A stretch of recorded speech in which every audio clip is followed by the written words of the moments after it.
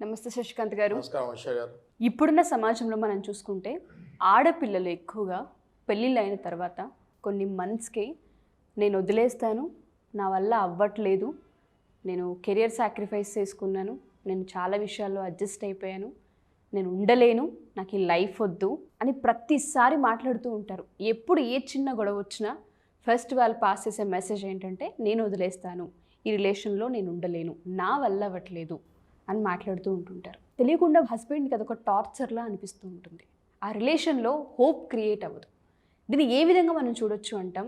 లా ప్రకారం మనం చూసుకుంటే హస్బెండ్ ఎటువంటి చట్టరీత్యమైన నిర్ణయాలు తీసుకోవచ్చు అంటారు. అసలు తాకట్టులో ఉన్న బంగారాన్ని విడిపించి ఆ రోజు ఆన్లైన్ రేటుకే మేము కొంటాం. Sharma gold company. ఇది చాలా వైరల్ టాపిక్ ఉషా గారు. ఈ మధ్య ఎక్కువ శాతం మనం చూస్తే అనాథగా భర్తల వల్ల భార్యలు ఇబ్బంది పడతాం మనం చూస్తూ వచ్చాము. But as and when the time is passing by, ఇప్పుడు మనం చూస్తే లేటెస్ట్గా భార్యల వల్ల భర్తలు చాలా ఇబ్బంది పడతాం జరుగుతుంది. ఓకే, ఇప్పుడు పెళ్ళిళ్ళు అయిన కొద్ది కాలానికే 6 monthsకి 1 yearకి 1.5 yearకి పెళ్ళైన నెక్స్ట్ డే నుంచే డిఫరెంట్ టైప్ ఆఫ్ కేసెస్ వస్తున్నాయి. ఇవన్నీ కూడా ఎక్కువ టైం కూడా జరగట్లేదు. మ్యారేజ్ జరిగిన 1 day నుంచి 10 days నుంచి 1 month నుంచి 2 months నుంచే మాకు పర్సనల్గా అనేక కేసులు వస్తుంది జరుగుతుంది. ఈ కేసుల్లో ఏమవుతుంది అంటే బేసిక్గా అమ్మాయి మ్యారేజ్ అవ్వగానే ఒక 10 రోజులు 1 నెల తర్వాత అబ్బాయిని నేను వదిలేస్తాను, నాకు నువ్వంటే ఇంట్రెస్ట్ లేదు అంటాం, స్ట్రైట్గా చెప్తాం జరుగుతుంది. They are not trying to adjust at all. అసలు అడ్జస్ట్మెంట్ అన్నది పోయింది. ఈ narcissistic behaviour, sadistic behaviour, selfishness కంప్లీట్గా ఉంటాము. ఇది నా ఇల్లు కాదు, ఇది వేరే అత్త వాళ్ళ ఇంటికి వచ్చి అత్తగారి ఇంటికి వచ్చాము అన్న ఫీలింగ్లో ఉండట్లేదు, ఎక్కడికో వచ్చాము, ఇది నా ఇల్లు కాదు అన్నట్టుగా బిహేవ్ చేస్తున్నారు. ఫర్ ఎగ్జాంపుల్ ఇప్పుడు రీసెంట్గా నా దగ్గరికి వచ్చిన ఒక ఉదాహరణ తీసుకుంటే, మ్యారేజ్ జరిగి 6 నెలలు అవుతుంది. 6 నెలల్లోనే ఆ అమ్మాయి కారణాలు లేకుండా హస్బెండ్ని నేను నిన్ను వదిలేస్తానని బ్లాక్మెయిల్ చేస్తుంది. ఈ అబ్బాయి ఎంత మంచిగా ఉండాలని ట్రై చేసినా కూడా ఆ అమ్మాయి మళ్ళీ డే ఎండ్కి నేను నిన్ను వదిలేస్తా అంటుంది. ఓకే, ఈ అబ్బాయికి అర్థం అవ్వట్లేదు, ఎందుకు ఇట్లా నేను అన్నీ బాగానే చూసుకుంటున్నా, అన్ని ఫెసిలిటీస్ ఇస్తున్నాను, అయినా కూడా ఊరికే నన్ను వదిలేస్తా అంటుంది. తర్వాత ఈ కేసులో ఏం జరిగిందంటే ఆ అమ్మాయి ఆ అబ్బాయిని ఫిజికల్గా టార్చర్ పెడతాం కూడా జరుగుతుంది, కొడతాం కూడా జరుగుతుంది. తిట్లయితే ఇంకా చెప్పక్కర్లేదు, ఇష్టం వచ్చినట్టు తిట్లు తిడుతుంది, కొడతాం జరుగుతుంది. ఈ అబ్బాయి వాళ్ళ అమ్మా నాన్నని కూడా తిడతాం జరుగుతుంది. ఎంత అబ్యూస్ చేయాలో అంత అబ్యూస్ చేస్తాం జరుగుతుంది.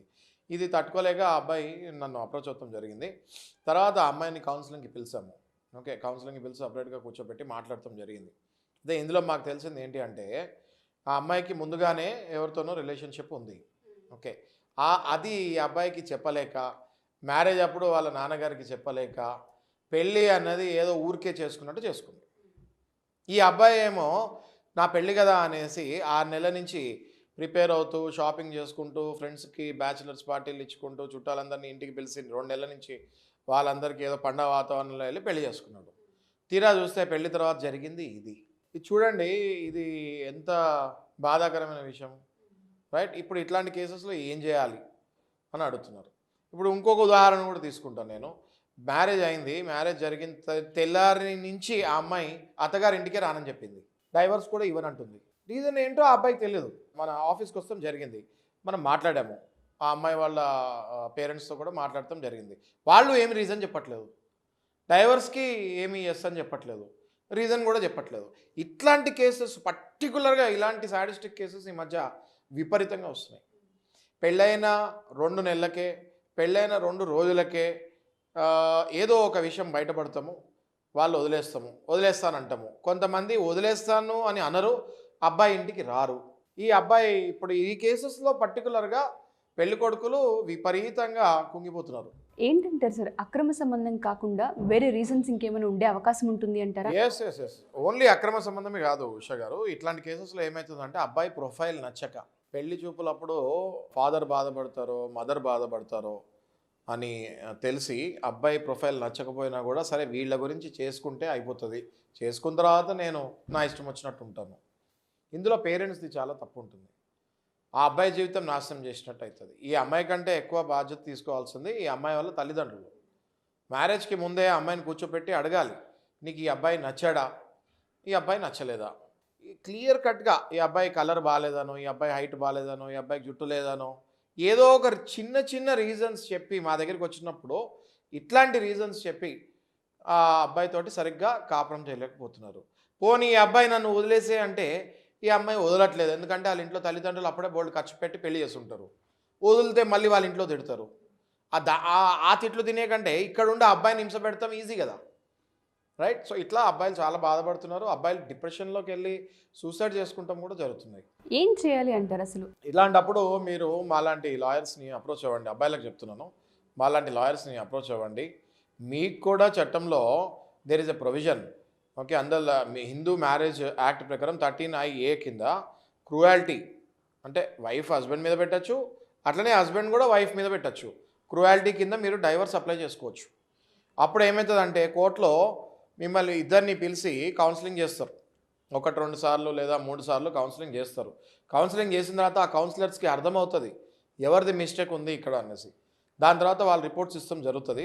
దాని తర్వాత మీకు డైవర్స్ వచ్చేస్తుంది, మీరు హ్యాపీగా ఉండొచ్చు. ఓకే, కొన్ని రోజులు మీరు ఖాళీగా ఉండొచ్చు. ఆ తర్వాత ఇప్పుడు ఫస్ట్ ఎక్స్పీరియన్స్ అయి ఉంటుంది కాబట్టి జాగ్రత్తగా పెళ్లి చేసుకోవాల్సి వస్తుంది. ఓకే, ఇది మనము తీసుకుంది కేవలం అమ్మాయిలు ఇట్లా క్రూయాలిటీ ఎవరైతే పాల్పడుతున్నారో వాళ్ళ గురించి మనం డిస్కషన్ చేస్తున్నాము, రైట్? సో ఈ కేసెస్ ఈ మధ్య చాలా విపరీతంగా అవుతున్నాయి. విపరీతం అంటే ఎంత విపరీతం అంటే ఒక 100 పెళ్ళిళ్ళు జరిగితే 70% వరకు అమ్మాయిలే ఇబ్బంది పెట్టే పరిస్థితికి వెళ్ళిపోతారు అబ్బాయిని. దానికి ఇంకో రీజన్ కూడా ఉంది ఉషా గారు. ఏంటి రీజన్ అంటే చట్టంలో ప్రొవిజన్స్ అన్నీ అమ్మాయిలకే ఉన్నాయి. ఇప్పుడు డొమెస్టిక్ వైలెన్స్ వేయాలన్నా అమ్మాయి వేయాలి, 498A కేసు పెట్టాలన్నా అమ్మాయి వేయాలి, మెయింటెనెన్స్ అమ్మాయి వేయాలి, రైట్?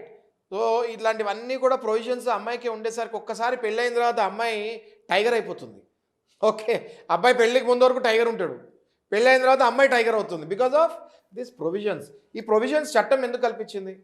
బలహీనులైన అమ్మాయిలకి ఒకవేళ నిజంగా చెడ్డ అబ్బాయిలు వస్తే లైఫ్లోకి వాళ్ళ దగ్గర నుంచి ఎట్లా జాగ్రత్తగా ఉండాలో దాని గురించి పెట్టిన ప్రొవిజన్స్.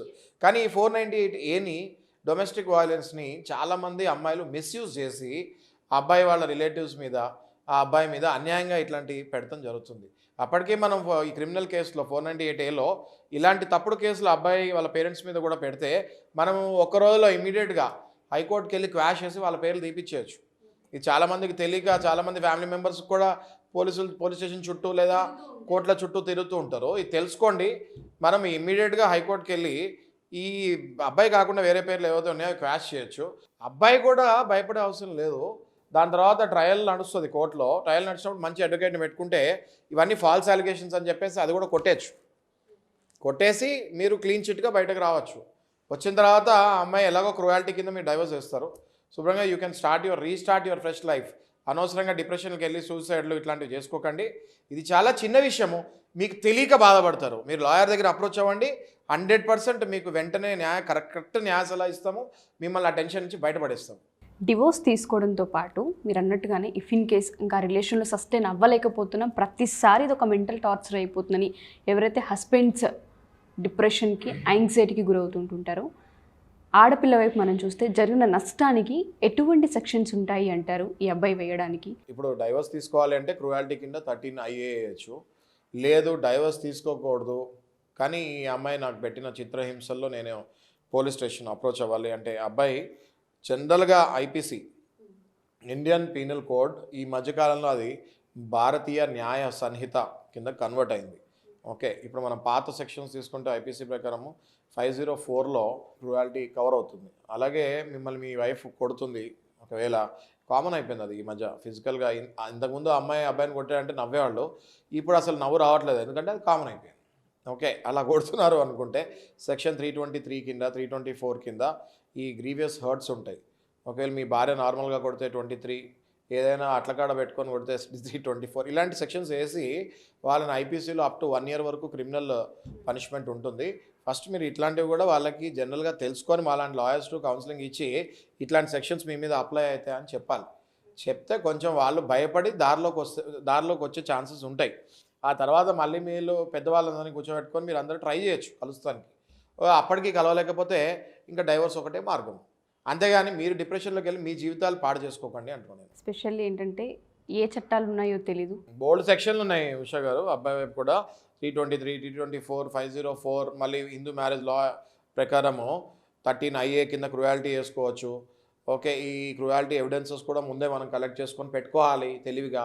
అబ్బాయిలకు నేను చెప్పేది ఏంటంటే, ఈ క్రూయాలిటీ ఎప్పుడైతే మీ భార్యలు రెగ్యులర్గా, ఇంకా మీకు తెలుసు కదా, ఇంకా ఈ టైమింగ్ ఇంక స్టార్ట్ అవుతుంది, స్టోరీ సినిమా స్టార్ట్ అవుతుంది అన్నప్పుడు ముందే మీరు ఆ ఎవిడెన్సెస్, ఇవాళ రేపు ఎవిడెన్సెస్ చాలా ఈజీ, కెమెరాలో దిగ్బంధించాలి అంతే.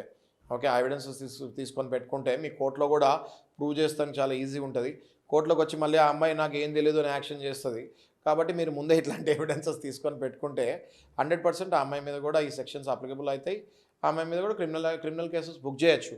అట్లీస్ట్ ఈ కౌన్సిలింగ్ అప్పుడు ఇవన్నీ చెప్తే అమ్మాయి భయపడి అట్లీస్ట్ దారిలోకి వస్తుంది, మిమ్మల్ని హింస పెడతాం ఆపుతుంది. Thank you so much sir. ఎందుకంటే చాలామంది బయట రిలేషన్లో మనం చూసుకుంటే వన్ సైడ్ కాకుండా ఎప్పుడు మనం ఆడపిల్లల సైడ్ మాట్లాడుతూ ఉంటాం. చాలామంది అబ్బాయిలు కూడా మేము హింసకి గురి అవుతున్నాం, మేము ఇబ్బంది పడుతున్నాం. ఇంకోటి కూడా ఉంది ఉషా గారు, ఇందులో అమ్మాయిలు మ్యారేజ్ అయిన తర్వాత చాలామంది ఈ మెయింటెనెన్స్ అప్లై చేసుకోవచ్చు, ఎంతైనా మెయింటెనెన్స్ అప్లై చేసుకోవచ్చు, ఎంతైనా యాలిమనీ అప్లై చేసుకోవచ్చు అనే పిచ్చి భ్రమలో ఉంటున్నారు. అమ్మాయి క్రూయాలిటీ పెట్టింది అన్నది మనం ప్రూవ్ చేయగలిగితే మెయింటెనెన్స్ ఇచ్చే అవసరము, యాలిమనీ, పర్మనెంట్ యాలిమనీ, ఇట్లా పెద్ద పెద్ద అమౌంట్స్ ఇచ్చే అవసరం ఉండదు. ఓకే, అది అబ్బాయిలకి అది కూడా చాలా భయపడుతున్నారు.